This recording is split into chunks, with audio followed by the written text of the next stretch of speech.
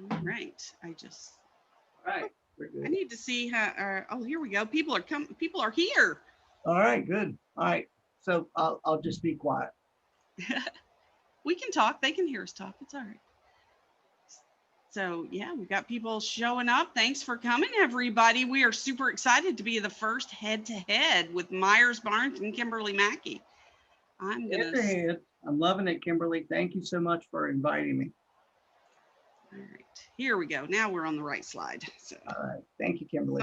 sometimes technology works, as we know, Myers, and sometimes it doesn't. So it takes a few Here's minutes. what's not working. I'm looking at my headshot. I've got a pretty bad nose, don't I? So no, you look like Myers Barnes to me. Okay. Good stuff.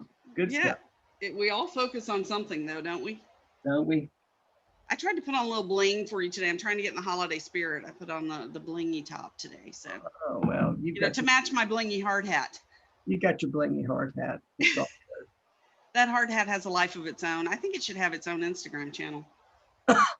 hard hat. Yep. Hashtag Kimberly. Yeah, something like that. Yeah.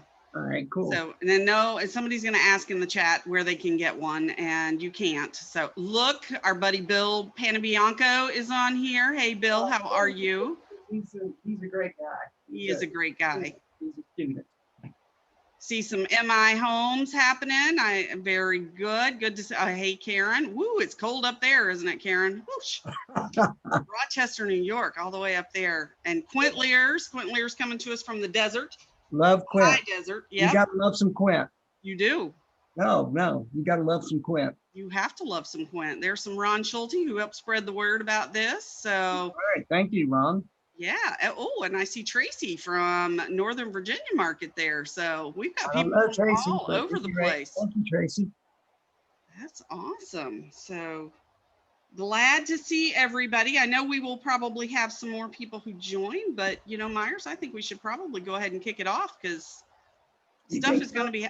Oh, Karen, she just freezes me. 27 degrees, Myers. Herbie, is that who you're talking about? Yeah, Karen's all the way up in Rochester, 27 degrees. Yeah, well, she's a student as well, isn't she? She is. She's fantastic. So always a big support. All right. Well, look, here's the deal, Kimberly. I don't care how many people show up. It's how many people register and they come in later and they'll listen later. So it's not about the number of people that show up. It's about, delivering a message that is going to keep going and keep going. So you start the meeting and tell me where you want to go. All right. Well, let's, why don't we start with introductions? Although I know you need no introduction. How about you tell everybody a little bit about yourself? Golly. That sounds so egotistical, wouldn't I? Gosh, Kimberly, I've been 40 years in the business of home building. Started as a construction worker, if you can believe that. Working in construction, and then, moved to sales, and then moved to a VP of sales of a huge company on the Outer Banks of North Carolina. And then wrote my first book in 1996, and just 9 books later, and God has blessed me. I mean, really blessed me. And, the career continues on. Everybody keeps asking me, said, Myers, are you going to retire? And I go, no, I refire. I don't retire. I just refire. And, everything's going great. Married to my best friend, Lorena. And I have a great son. Who's amazing, by the way. Oh, my goodness gracious.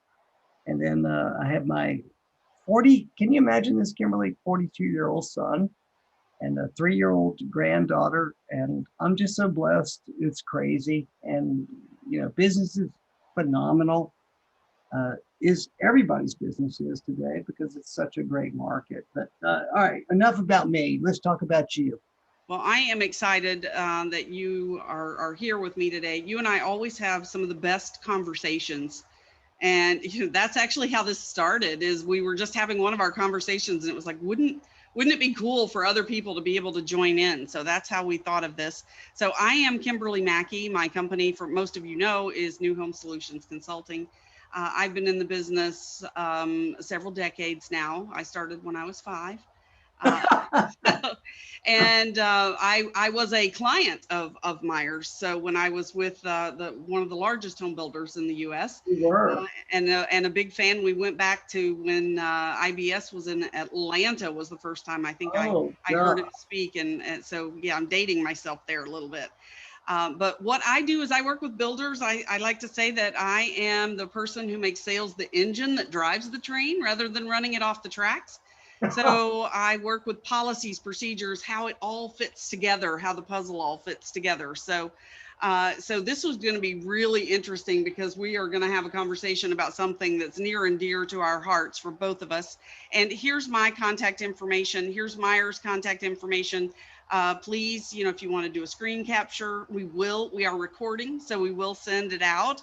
And of course it will be, so look for a message from Zoom, I think, or maybe it looks like it comes from me in 24 hours. It'll have the recording and we'll have, of course, links to both of us should you have any follow-up questions. But definitely be active in the chat. Ask your questions. This is for you guys. Yeah.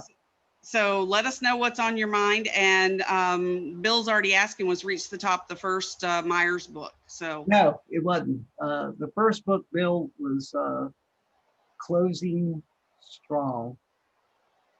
That was the first book. Reach the Top was the second book, and then there's been 9 that have followed after it along the way. But I would suggest to you, Reach the Top was my best piece of work.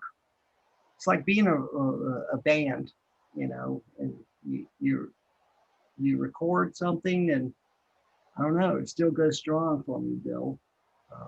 But no, Reach the Top was not my first book, but second book, but still going strong, Bill. Thank you for asking. yeah, So, it's a great book. So mine look a little tattered. So mine too. But is we're having more of a conversation, not a scripted process, right?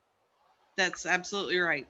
Right. So, tell me, Kimberly, what's different about today than yesterday, or what's different today from 8 months ago, pandemic?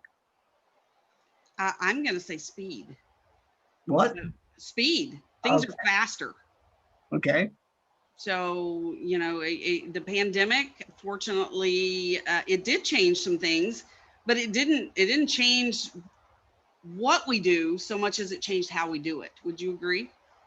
Yeah, of course. Everything's a process. Would you agree? It absolutely is, and what a great segue into our process here that you outline in your book, Reach the Top. Yeah, well, I don't know, but Bill, you've been in there and you followed us both, but sales is a process. Has the process changed? And I go, no. What's changed is what Kimberly just suggested: the speed of the process, and the weights of the process. How do we weigh it now? And it's a different weight, than we've ever had before. But goodness gracious, the market's blistering hot. I mean, blistering hot. And when I say that, I just want to say this: don't take it wrong. You know what? We're not that good. Kimberly, you're not good. I'm not good. Bill, you're not good. Kimberly, you're not good. The market's good. It's better than all of us. And what we can do is fall into this path of going, I'm good. And I go, no, we're not that good. The market's that good. And that's what we have to bear in mind and go, it's going to be a timeline before it changes. All right, Kimberly, you go. I would agree with that. I mean, we've always said a rising tide floats all boats, right? So, yes, sir. And if you get confused with that, it's been interesting the last few weeks that I've been coaching some salespeople who really have had it good. So, I mean, like, lotteries and, it's like literally taking orders, right? And Mhm. now they've been put into a market, into a different, actually even moved into a different state. So, where they're going, I'm getting objections again, and they hurt my feelings, and Oh, you know, and they're like, I'm getting all upset and I'm losing sleep over it. And I'm like, gee, we need to dust off the cobwebs here, sister. You're getting a little rusty. So that's what happens, I think, in a good market is we do get rusty and we forget what it really takes to help a buyer to purchase a home. right. So, to me, this critical path, I think I said to you 20 years ago that I wasn't interested in reinventing the critical path because I don't think you can reinvent. You can call it I don't something think else if you want to. the only thing I can say this is, has 2020 changed sales, and I would suggest to you, Kimberly, that sales have changed more in the last 8 months than the past 50 years. And that's a big sweeping statement, but in 50 years, think about it. We're in the biggest market of 51 years, and that's by stats, Google, and you can do everything you want. But in 51 years, sales is it's the biggest market in recordable history. And then interest rates, biggest Oh, or the lowest rates in 51 years. So we've got sales, biggest market. We've got interest rates, lowest rates in 51 years. So does it change the game? And I go, of course it does. It just means it's blistering hot, but we still have to go back to fundamentals. Do you agree? oh yeah. Yeah, I mean, I just closed on a house, 2.87 for interest rate. So Is that crazy? it's insane. Kimberly, you got to think about it. The money's free today. That's what if you guys, whoever's listening, can change your message and go, the money is free. What do I mean by the money is free? 2.87%. Inflation is 4.5%. So, the money's free there. But then again, goodness gracious, you look at it and go, yeah, but then you get the interest deduction, right? Yeah. Kimberly, it's free money today. So everybody keeps asking, so Myers, why is the market so blistering hot? I go, because it's free money. It And if could, you're not selling free money, stop selling houses, sell free money. that's it. But That's it. We people just, have to believe you though, and they're not going to just take your word for it that it's free money. but it is, isn't it? Of course it is. Okay. I So, mean, it's like there's never been. I mean, we've created the perfect storm here. oh my good. I People love are it. on the move. People want they want more space. They've been in their homes till they're climbing the walls. They looked around their homes and went, oh wait, I don't want to be here. If I have to be stuck somewhere, this is not where I want to be. And I mean, I've lived in New York City. When Well, your toilet is 10 feet from your refrigerator, you don't want to live like that for 8 months. no, no, that's a cool point. But so here's what I would suggest to everyone that will listen today and listen beyond today, because it's all recorded, is sales has changed more in the last 8 months, Kimberly, than the previous 50 years. And that's a sweeping statement. In 8 months, sales has changed more than the last 50 years because of technology. Um, I mean, that's the game we play today is technology. Uh, can I add something to that, please? Sure. Uh, I have a guy, his name is Radek. Radek's from Poland, and Radek I pay $3,000 a month for. And you know what he does for me, Kimberly? All he does is handle my tech issues. And you can go, Myers, do you pay somebody 3,000 bucks a month to handle your tech issues? And I go, of course I do, because I can't handle it anymore, Kimberly. And so I bring him on and he comes on, but he handles everything tech for me. And I would just suggest to you that we're playing a tech game, not a new home sales game. Well, Uh, Gary Keller even said 2 years ago that he wasn't hiring real estate agents anymore. He was hiring technologists. Now, oh, goodness I gracious. took issue with Gary Keller saying that, No, you shouldn't.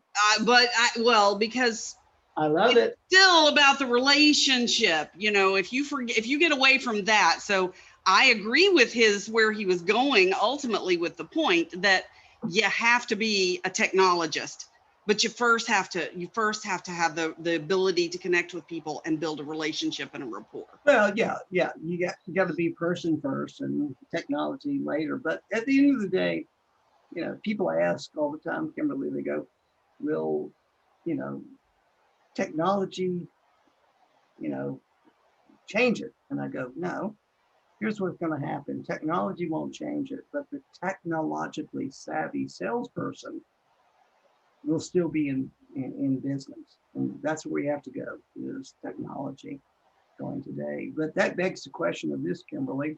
Um, Goodness gracious, the sales process, is it the same? I think the fundamental underlying process is the same. I think you have to figure out how to layer technology into it to enhance it. But if you forget, just like in the regular old pre-2020, way back, that was 2019 days, just like then, if you forget to build rapport and have a solid foundation of rapport, everything else is going to crumble. It's just going to crumble faster when you start throwing technology on it. I love that word, crumble. Yeah, but we do have to throw tech into it, and it's part of the equation. And you know what?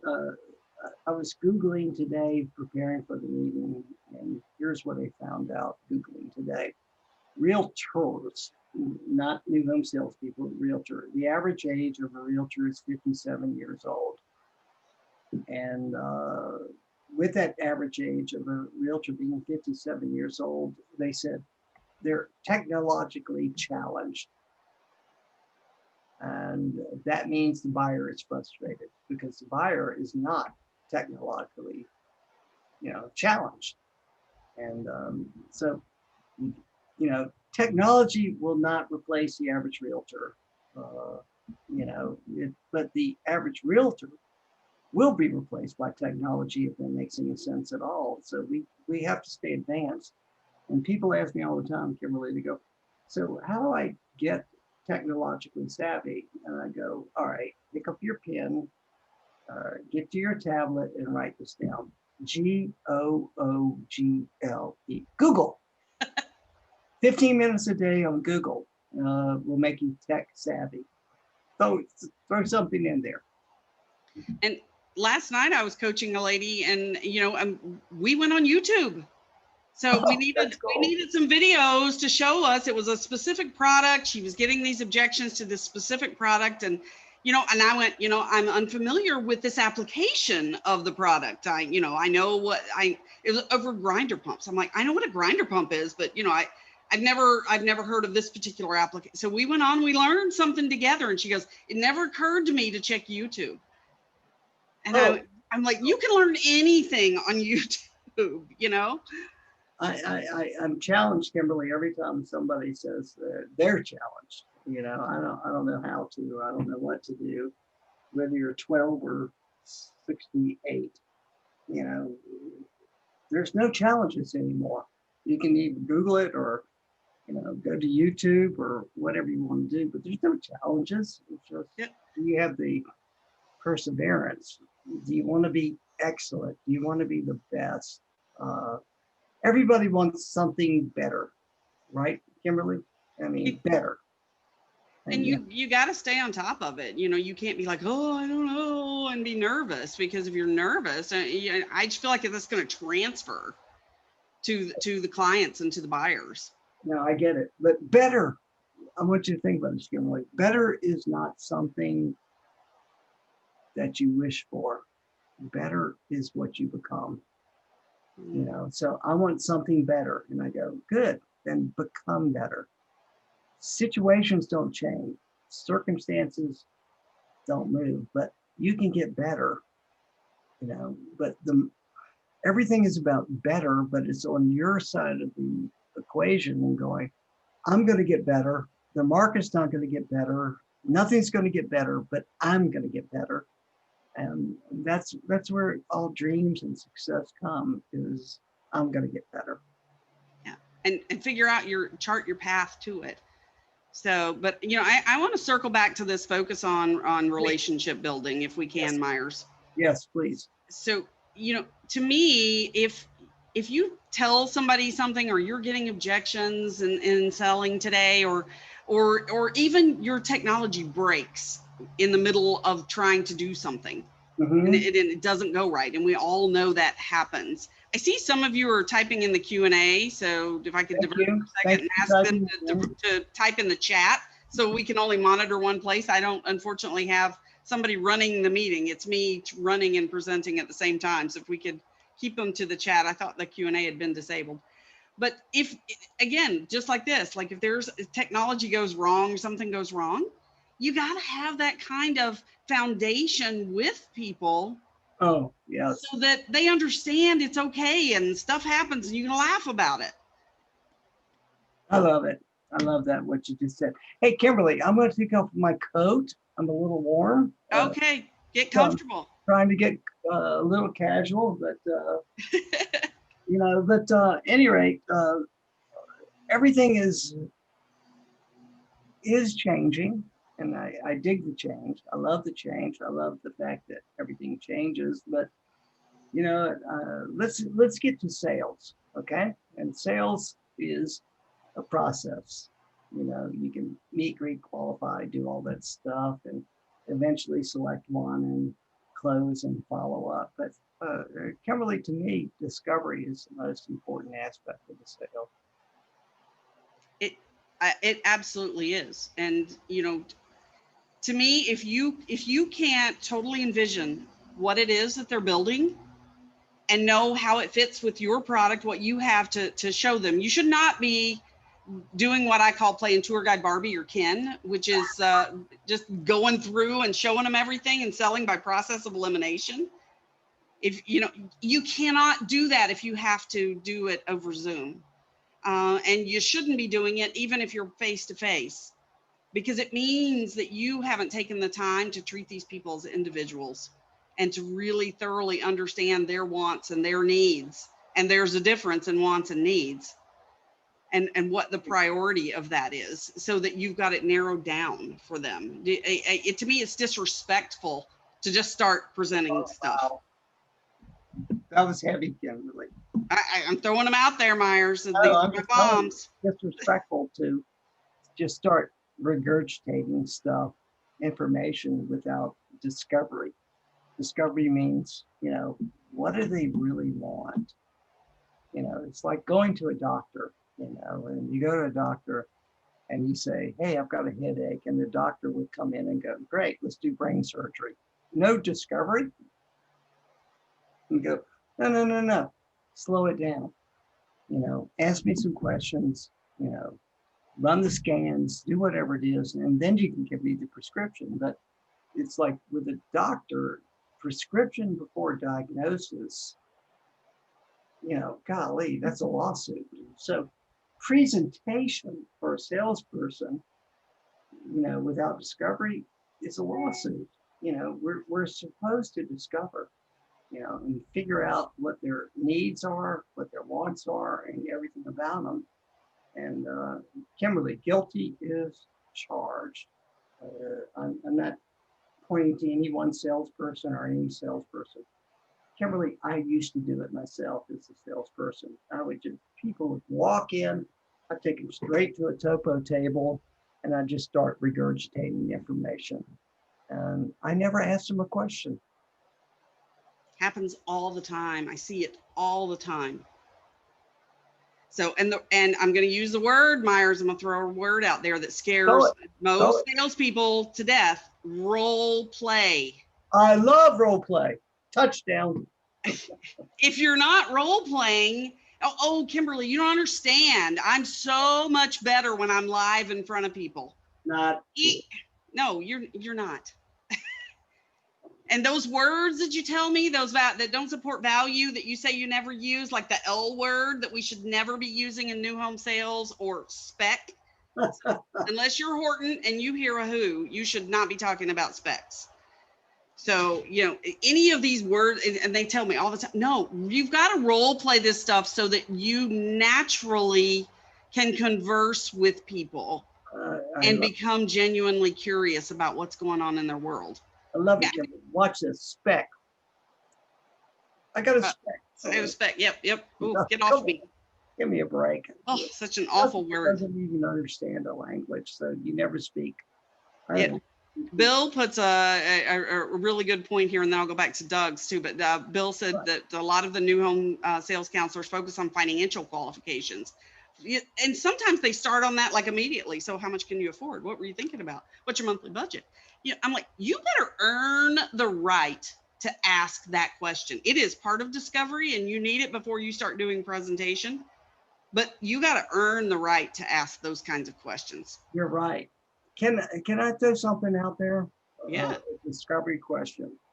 So Bill, if you're going to ask a discovery question about finances, this is just me. I would go, and here's the question. And it's multiple questions, but you go, so folks, people, whatever, how much were you planning on investing for a brand new home? And of course, Kimberly, we got to distinguish between a new home and a used home. But how much were you planning on investing for a brand new home? So they throw out a number and they go 350. And I go, okay, up to. And that's the critical question. Up to. You just throw it out there, up to. Have a range. I don't know, maybe 4. Oh, okay. But no more than, I don't know, no more than 425. Kimberly, we just jumped them up $75,000. And then you go, how did you arrive at that number? Well, it's what we feel, or we've been to the bank. You understand the game that changes. So how much? Up to, no more than, how'd you arrive at that number? And goodness gracious, that's your financial qualification question. But if we only question on finances, we're not qualifying, we're disqualifying. And you have to focus on monthly budget, with 75% of the people getting a mortgage. What is the monthly budget? Because sometimes the monthly budget and the amount that they say they're looking for don't match up. So now you've got some digging to do. They may say that they want an $1,800 a month monthly budget, and you go, but not more than. And they go, well, okay, 1,800 to 2,000. So now we've got a range, which you got to have, right? Yes, but sir. Then, how did you arrive at that? Because they just told you that they wanted to spend 500,000. You're like, hey, that's not going to equal with our are you talking about your principal and your interest? Or are you talking about principal, interest, taxes, and insurance? How did you arrive at that number for your monthly budget? Or it could be that they're going to put $250,000 down. Oh, well, in that case, everything I got fits right now. We are so afraid as a group, I think, to ask questions when it comes to money. So Bill's like, so he says his group is going straight to the money questions. I find that my groups are avoiding the money questions, and I don't know why, because they need to know those things. So very good discussion there. So back to Doug. I don't want to miss him because we've got some good active chat going on, Myers. Doug Whitney says, what are you asking? He says that he supports the relationship position, that 90% of the new home sales have an outside realtor associated, and they come with a relationship established. Hey, Doug, I'll give you some real deal statistics. 89% of all sales have a realtor attached to it.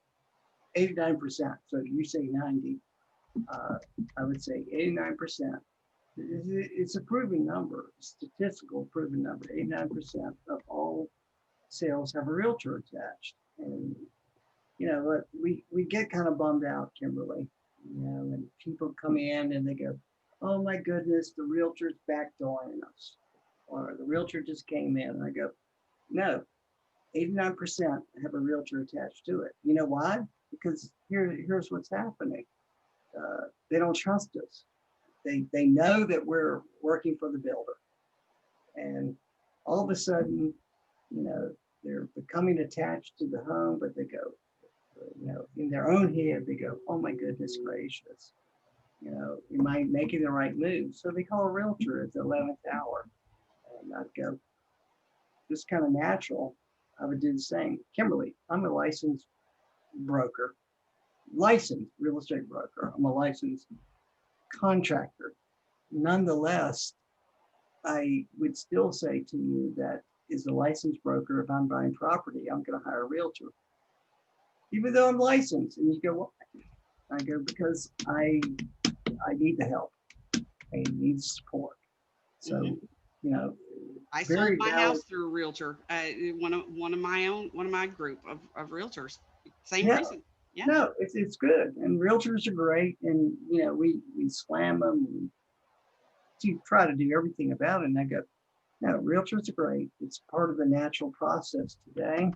So I go, if you want to make more sales, think about this, Kimberly. If 89% of people have a realtor attached to the deal, why are you not building realtor relationships? And you don't need to build them with everybody. My whole thing is 25 times 2 equals 50. This is easy math, people.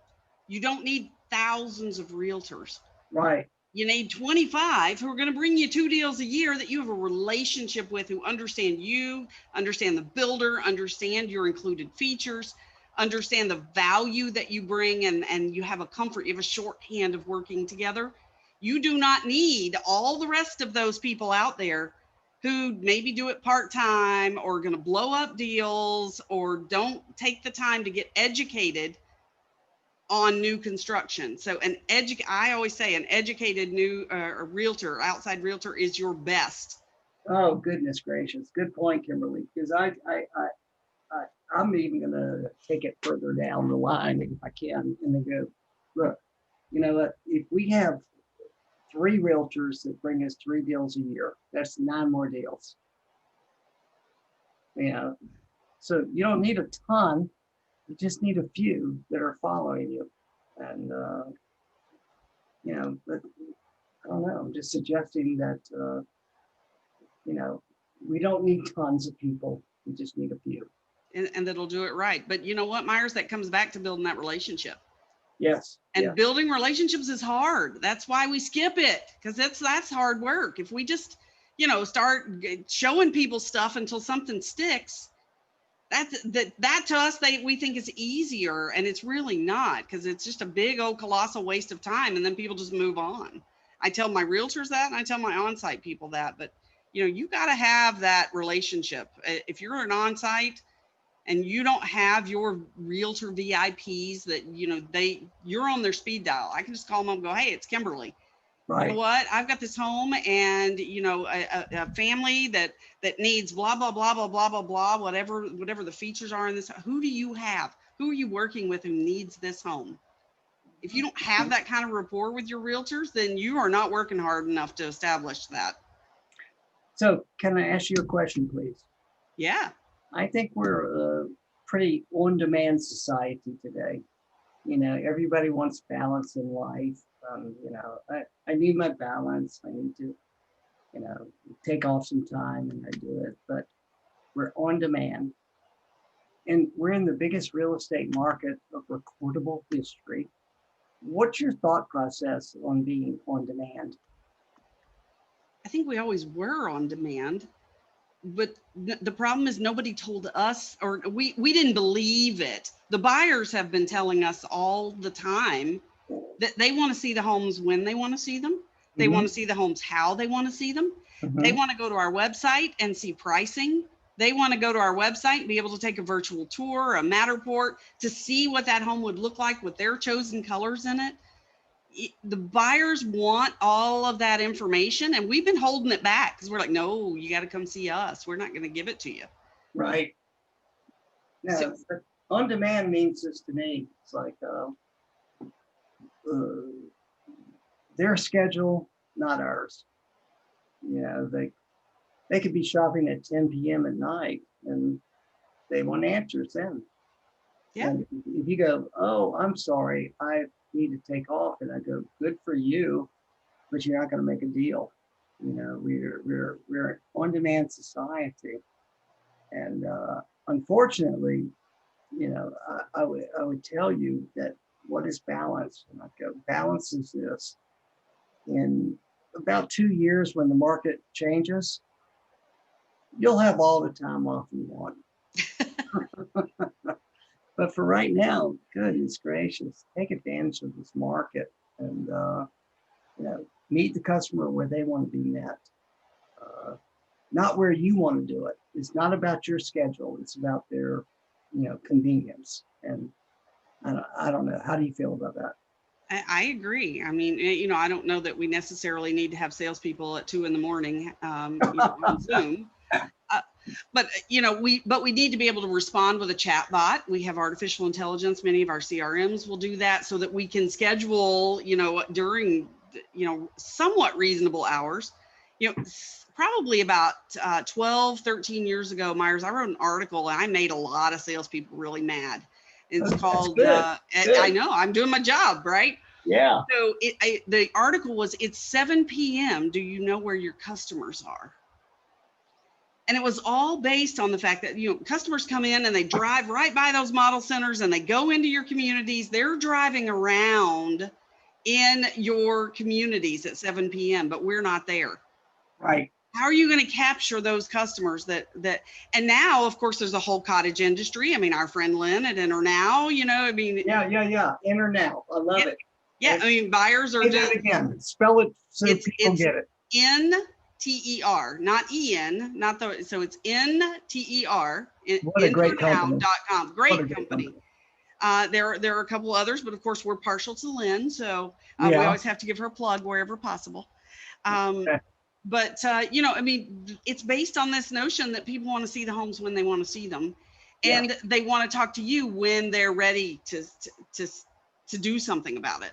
I don't believe homes sell themselves. I'm not saying that, but I'm saying that sometimes buyers are a little early in the process when we start to engage with them. And then because salespeople are so focused on getting the sale right now, they're not willing to nurture that lead all the way through like our on-site salespeople. And Quint's blowing things up over here. So what do we got going on here? Oh, Lynn, Lynn's no on. right to blow things Lynn is up. on. What's Quint saying? So Lynn is on. So Quint typed in her website. So she's saying thank you to all the people who are. Oh no! She's an amazing person and an amazing company. Thank you so much for what you do. Yeah. So yeah. If the buyer is not far enough into the sales process to buy right now, sometimes this is a way to step up their timetable. When they see something that they really love. So why not give them the opportunity to see something that they really love, to get excited about? And then maybe, you know, maybe that timetable that was a year, 2 years out, all of a sudden becomes, oh, I can do this now. Or if I buy now, I could be in it in 6 months. Well, you know, happens. This is why InterNow is such a cool tool. You know, people shop at their convenience, not our schedule. Yeah, they do. That makes sense. I mean, I've done my Christmas shopping from my phone, you know, so yeah. That's that. And I always did. So on the webinar that I did Friday, someone made the point. They said there's two kinds of days now that we're in this pandemic. It's the days that you get packages and the days that you don't. And then we all laughed. We went, wait, there are days you don't get packages? What? What is that all about? I'm looking at my office floor right now. I've got 2 packages that just came in today. I don't even know what they are, but at any rate, I've got them. And Yeah, there's a stack of boxes in the closet here. So but I haven't gotten so Kimberly, can I ask you another question, please? Of course. About objections. Objections to me come down to this. There's an objection and a condition. What do I mean by an objection versus condition? Objection. You know what, Myers, I don't have the money for the down payment. Valid objection. But then there's a condition. A condition means I can't handle it like this. I go, all right, sell me a pair of running shoes. All right. These running shoes are great. This is it. But then I look at you and I go, but I don't have legs. Hold on. And I go, well, that's a condition, not an objection.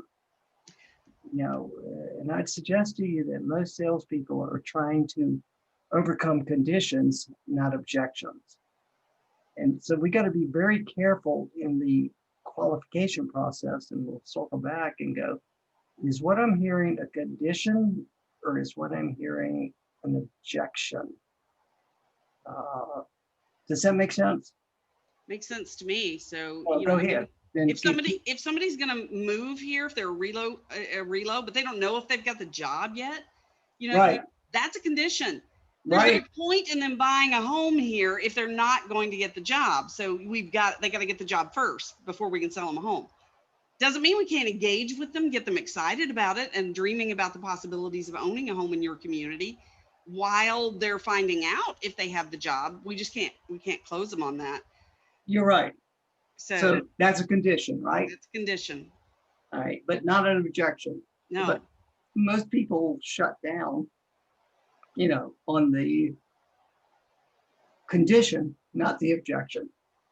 And you got to be really careful. Question. Sigmund Freud said this. He said, question skillfully and listen carefully. And you'll solve everything, but we have to question skillfully and listen carefully and go, is what I'm dealing with an objection or a condition? And I would suggest to you, Kimberly, that most objections are not objections, they're conditions. And something that you taught me long ago, and the late great Bill Herring taught me by hitting me right between the eyes, and Bill Panabianco is going to know what I'm talking about here. Right. Is questions are the answer.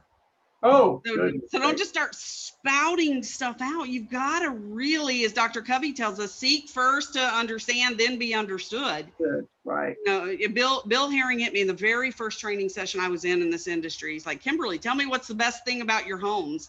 Well, I had just learned all about our on-cue system, and I start just spouting off all of the technical things and how great this on-cue system was. And he looked at me, he crossed his arms, and he went, so what? And I went, but Bill, you don't understand. And I just, it was disgusting. And he says, so what? So what? I'm so grateful for that moment in time because it saved me so much heartache to learn, so what? You got to make it about them and find out what's important to them. You got to figure out that why. So if on-cue systems are not their hot button, why are we talking about it? All right, I'm going to continue to put the pressure on you. Oh no, here it comes. No. If you ask me questions, going to ask you one more question, and it says, I'm thinking layering technology. Like spending time on your tech game. So what would you suggest for laying technology today? I think like everything else, you got to have a lot of tools in your arsenal. So for those of you iPhone geeks out there, Myers, I know you're an iPhone user. Oh, gosh. Love it. 50% of us don't use iPhones. We use Androids. Stop it. I'm a huge Samsung fan. So you can't just rely on FaceTiming it. you know, you got to have other options. Thus, you know, Zoom, Teams, Google Hangouts, Skype. I don't care. Whatever you want to use, you know, you got to have options to reach people. And there's so many salespeople who are still terrified of video. Get over it. You look like you look. I mean, Myers. Really, watch this. Kimberly, I'm bald. I don't know if you noticed it. I have never noticed that about you. Well, that's cool. Okay, so I'm bald. I'm 142 pounds. I'm, kind of skinny. And so somebody said, that guy's bald and skinny. I'd go, that's me. You saw me, and get over it. It's just who I am. Well, you probably, if you were like most of us, the first time you heard your voice recorded, you went, oh, I hated it. Sound like that? But Yeah. now you've heard yourself recorded how many gazillions of times. So it's just, you go, oh yeah, that's me. Yeah. So, if you're going, I don't look good on video, and I go, well, you didn't look good in person. Put it out there, So I would go, but the people bought you for authenticity. Right? That's what they want, is authenticity. They don't want pretty, they want authenticity. So, make the call, and don't worry about how you look. I want you to think about how you come across. It's your authenticity. Dr. Nita Cobain, who coached me for years, Kimberly, said, authenticity is more important than looks. Just be authentic. Be who you are, show up how you are. And so they already saw you in the model, so they know what you look like. So, just make the video calls. So, and with good lighting, you can look better than you do in real life. So, it's a little bit of makeup, it works out. Yeah. You have to get over these things, and the more you do it is really the point. It's interesting, as we were preparing for this call, I was getting a panicked text message stream coming from a lady, and she's dealing with a buyer who she's priced out things for. They're very interested. They're pretty far along in the process. We've already qualified them, and now they just want her to send them the pricing. So I'm like, and of course she's in a place where, they don't want to come. The excuse is it's COVID, right? So they can't come in. I'm like, perfect. Set up a Zoom call, set up a FaceTime, you're not going to just send pricing to people to get confused or just take it to your competitor. You need to make sure that you got the pricing right, and that we have the options that they want to be able to answer questions. We did a lot of work for them, and we want to make sure it's right. So when you put the customer first, Zooming she's like, but they're demanding. And I'm like, that's because they don't understand. It's because we didn't set the expectation that this was what was going to happen, and that this is part of the process. See, Myers, I think we get in our own head too much, and we're like, oh, the customer, some things just are. If you just make them that they just are, then the customer will go, oh, well, this is how we do it. This might be the most profound point of the conversation today. Goodness gracious, you don't have to cave. You don't have to do this stuff, and don't let them run you around. They say, I'm not going to buy unless you give me the stuff. I got to have it all now. And it's like, look, at the end of the day, Kimberly, they have to kind of show up. Show up virtually, show up, physically, but they have to show up. And when somebody says, I'm not going to show up, they're running you through the mill, and they're not going to buy. And so I go, why do you want to even indulge that behavior? I don't know. That's just me. How do you feel? I feel like we probably, if they truly are a buyer, I feel like we didn't have the rapport and the relationship with them to start with. So I always, this path to me it really is critical. And whenever I get pulled off the path, because it happens, because it's the X factor, right? I got to know where I am so I can get back on. And so there's no difference to me if you're doing it virtually or if you're doing it in person. It You doesn't got to matter, make does that it? connection with the people and be able to talk it through. Well, Kimberly, they're asking us to commit to them, right? Hmm. All right, make a commitment to me, but I'm not going to make a commitment to you. And I go, whoa, whoa, whoa, whoa. Commitment's a two-way street. You know, Kimberly, I've traveled 250 days a year for 25 years. I'm going to use an example of commitment. So my wife says, hey, Myers, were you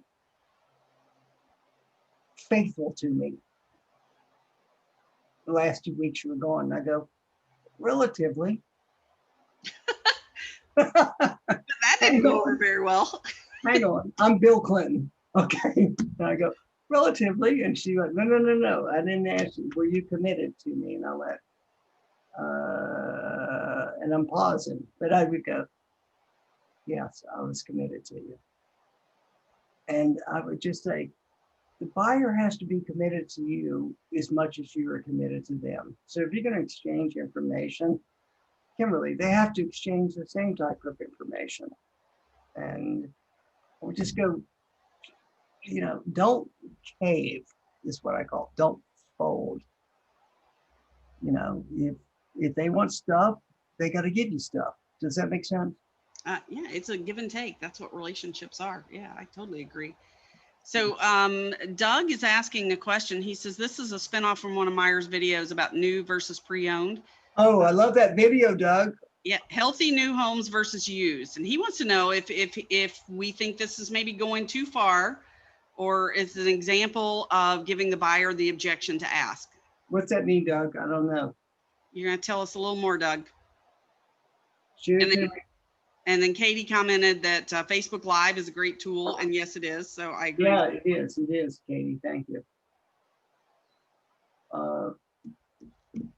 I don't know. I don't know what you're asking, Doug. To be able to answer, sincerely. So But somebody who I don't know who this one is, but says they would suggest that this is not always a lack of trust with new home salespeople. Many people are working with a realtor because they right, are already looking at the used market. right, So good point, yeah, and they yeah, built a rapport with that realtor. right. And right now the realtors don't have anything to show them because the inventory is the lowest it's The, been in the inventory's not gone. oh, I read an article this morning that 3 out of 5 homes in the state of Florida that have gone on the market are already under contract in the last 30 days. Oh my goodness. 3 out of 5. I mean, that's just insane. So yes, so good point there. All right, good. If I can plug Florida, I would say this, that my son lives in New York City. He exited to upstate New York, and now he's trying to move again. And I would say Florida is the friendliest state on planet Earth. They're wonderful people in Florida. Oh, well, it's not just that. I mean, there's no personal income taxes. That's right. I mean, this is crazy. And you're in New York paying 50+% in taxes. Yeah. And I go, get the heck out of New York and get to Florida. Well, yeah. So yeah, and that's why we have so many New Yorkers down here. So yeah, come on down. The sun is nice. Yeah, come on down. Yeah. Sign with Kimberly. And then so Doug's question about is the, let's see, Doug, I'm still trying to connect the dots here. Given the seriousness of COVID, is it too hard to sell healthy versus used, healthy new homes versus used? So I think he's saying maybe that's a little in, are you saying that's a little in your face? Is that what you're asking me? I'm not sure. I don't think it's in your face. I think it's kind of new. Let's go to the Oriental, the Japanese that believe that there's energy in the home when they buy. Okay. And I would say, buying a brand new home is safer than buying a used home. I'm just throwing it out there, Kimberly. So, and today, I mean, I would I would agree with you. Having just sold my own home and moved into a new, I've moved twice this year.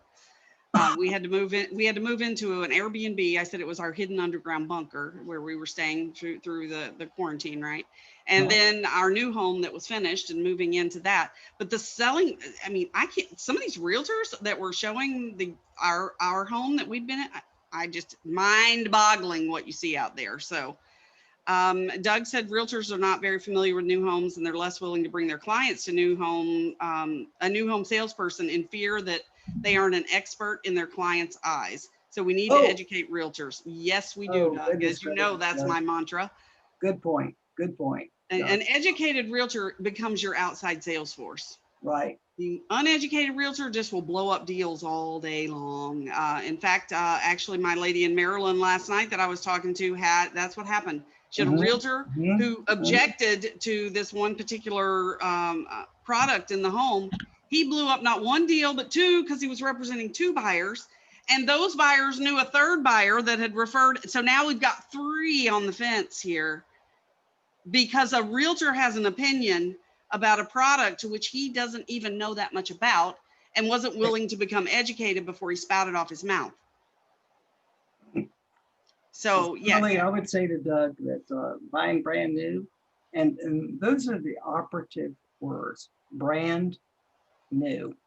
You know, if I say brand new, it's sort of like this. I'll go to my wife, you know, lovely Lorena. So lovely Lorena comes to me and she says, I've got a brand new dress and it's brand new. It's never been worn before. Does that make sense?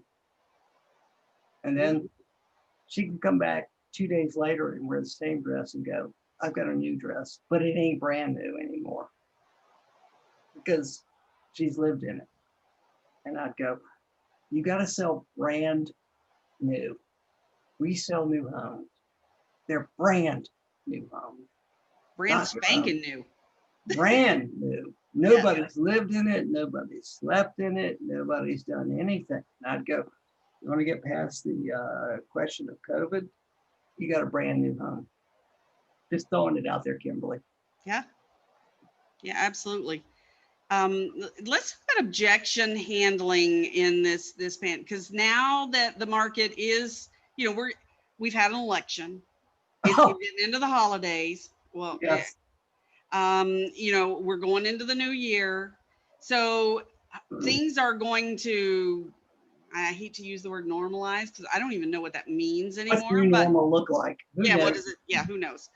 But now we're getting, it's not just people lining up and waving checks at us anymore. So it's still good. It's a strong market. Everything's going to continue that way, but we're going to get some objections. Right. So let's talk about that, the importance of that 6-step method for overcoming objections, because I think people have forgotten it. Well, I would suggest to you, Kimberly, that objections are predictable. I mean, they're very predictable. You know, I'll just throw this out. Free, F-R-E-E, free. I have a manual. It's called Power Questions, and it's like 67 pages of objections. You know, what do people say? You know, how do they say it and what do they do? And, you know, if anybody wants it, they can contact you. And when they contact you, I'll send the workbook for free. But I would just say this, that objections are totally predictable. Meaning, watch this. Here's a predictable objection. You know, Myers, I need to think about it. And the salesperson goes, oh my God, I got to think, what are you talking about? You're going to hear that one for the rest of your natural life. Do you agree? Yeah, that's the number one objection we get. All right, watch this. Oh, I don't know if I can qualify. Oh my God, did you guys go to objection school? You know, but whatever. And I go, no, all objections are highly, highly predictable. So you shouldn't be ambushed by an objection. What you have to do is have and I know this doesn't work for a lot of people, you got to have the right script for it. You know, how do I overcome it? What do I say? When do I say it? How do I say it? And you should just never be ambushed by an objection. I mean, they're just so predictable. Oh, the power lines are through the community. Oh, I've never heard that one before. You know, I mean, Yeah, power every lines are gonna objection is predictable, right? Yep. So why would you be ambushed by it? You know, you should never be ambushed by an objection because they're so darn predictable. Yeah, You so know, you got to know your product. I'd go further too. If you do get a question that you haven't heard before, well, actually, if you get any let me objection, I know. say it's a question. It's just an unanswered question. That's it. Yeah. So, which means you got to know more too. And sometimes you may not know enough to even ask. You may go, "Ooh, buy yourself." How do you mean? My favorite question. I teach this to everybody. How do you mean? I love that because How do you I don't mean? want to That's just a go, Brian Tracy "Why?" question. It That's is. great. Yeah. Great. You know, Yeah. How do you mean? how do you mean? It's grammatically incorrect. I get it. I know I'm telling you to use bad grammar, but if you just ask that question, most people will stand back and they're going to laugh. They go, "Yeah, I guess that was a little weird. Let me tell you more." And they'll start telling you more rather than go, "Why?" Because if you say why, you're going to sound snarky. You're going to sound a little judgy. But, Ah, if you just say, "How do you mean?" If you don't know enough to ask, or whatever they say, take that statement and make it a question just by emphasizing the last syllable. So, the yard is small. oh, Is that an objection? We don't know yet. Right now, we got a statement. We got a sentence. oh, The good yard is one. small. Uh, So yes, it is. So the yard is small, and then zip. If zip. you if you That's zip the, it up, they'll tell you why. They make because it may be that this yard is small, but it's big enough that I could put my outdoor kitchen right here. I don't have to mow it all the time. There's going to oh, be pretty goodness. low maintenance. Yeah, Uh-huh. this is working for me. But you don't know that if you start launching into, well, the yard is small because the builder was cheap or da, da, da, da, or, in Florida, we have a 365-day growing cycle. And, we just launch into this stuff and without asking the question to really understand the why they made the statement in the first place. Good point. But the Sigmund Freud who said this. He said, questions are the answers. And they are. The answers are not the answers. The questions are the answers. So Sigmund said, question skillfully, listen carefully. And when they throw something out, you have to understand that it doesn't necessarily mean it's the end of the game. It's actually the beginning of the game. You're probably not going to object to something you don't have an interest in. Oh, no, my goodness gracious, you're right. If I was not interested, I wouldn't even bring it up. Yeah. It's the very fact that I bring it up that I go, hey, I'm interested, but you've left a question mark in my head. Yeah, I agree. I mean, I think they're trying it on for size. I think they're trying to see, I think they're trying to go, does this make my butt look big? It's that kind of thing. So you don't freak out if you get an objection. To me, it's an opportunity to explore more. You've just got to be really curious and ask the questions about it. So, and thank you, Bill. He says Bill Herring always said an objection is just an unanswered question. So it definitely is. Yeah. But So we've hit the top of the hour here, Myers. So oh my goodness, we're at an hour and 3 minutes. Yeah. So we'll sign out, but I'm going to let you close the meeting, Kimberly, because this is your meeting. But you close the meeting, and if anybody has any questions, they just email us, text us, send us posts, whatever. Yeah, both of our emails will be in the email that you will get tomorrow with the recording for this. So look for that. If you don't find it, you can always message us. And, you guys look forward to 2021. I think it's going to be a great year. So oh my goodness, it's going to be a phenomenal year. I'm just celebrating the end of 2020. I'm just like 2021, let's do this. So thanks guys for joining us, and we will see you next year. Have a safe and happy holiday. Thank you, Kimberly. Thank you, Myers. Thank you so much for joining. Awesome. All right, bye.